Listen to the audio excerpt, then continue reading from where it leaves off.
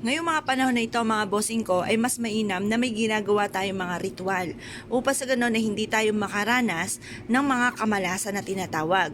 Marami na akong mga nakasalamuha na damang-dama nila ang tinatawag na ghost month.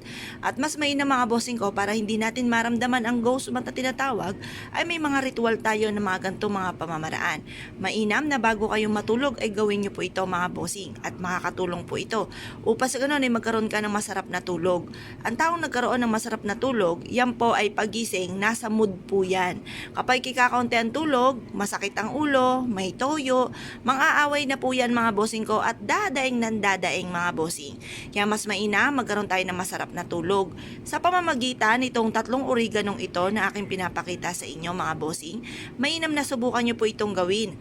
Mainam na isulat nyo po dito or ibulong nyo na mula sa inyong pong puso lahat ng inyong ninanais. Halimbawa,